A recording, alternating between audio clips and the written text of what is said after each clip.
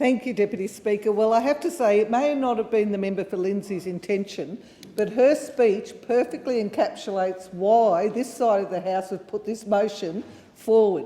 Because my colleagues in south-western Sydney, like those of us in the Illawarra, would like to see a fraction of the investment that the member for Lindsay's just spoken about. And what is even more of a failure for this government in this space is that the areas of south-west Sydney and the Illawarra are actually going to be massively impacted by the development of the Western Sydney Airport and the Airtropolis, and B, capable of providing many of the strategic solutions to some of the problems that will be generated by such a major piece of infrastructure. For example, the road and rail links, the members have talked about some of those in south-western Sydney. In my seat, we have a major port. Those opposite seem to have forgotten that they're going to have access for goods and products, not just people, in and out of a major development of the Western Sydney Airport. And if they think they're going to be able to access into Sydney Port consistently over that timeframe, they're kidding themselves. Yet you have a major port in Port Kembla, ready, willing and able to take on some of that task, and there's no consideration being given by this government to our regions and the way in which we can be part of that story. To get a bit of a picture and do a bit of an audit on where these things are at, I actually put a question on notice to the Deputy Prime Minister on the 30th of July, and I wanted some information on how much governments have actually spent on infrastructure funding in my region of the Illawarra, as would be appreciated, particularly relevant to the issues of this motion.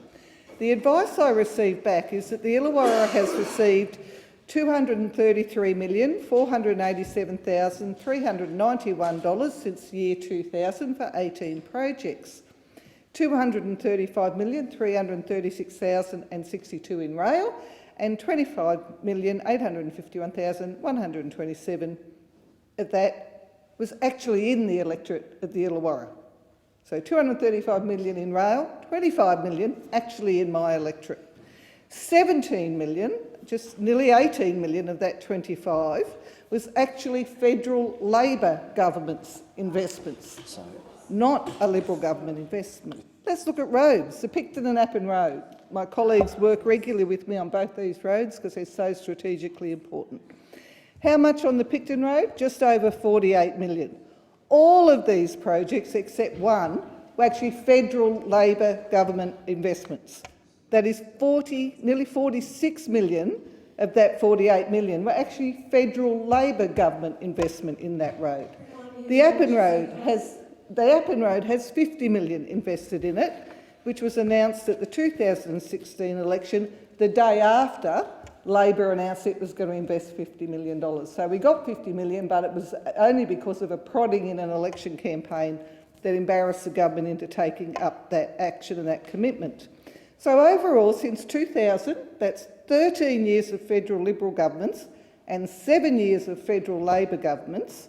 Of the $233.5 million the Deputy Prime Minister identified in spending on the Maldon-Barton rail line, the Picton Road and the Appin Road, of that amount, $173.2 million, or 15 of the 18 projects, were actually budgeted commitments under federal Labor governments. I have to say that this is an absolute embarrassment and disgrace for this government, indeed for all governments since the first Abbott budget in 2014.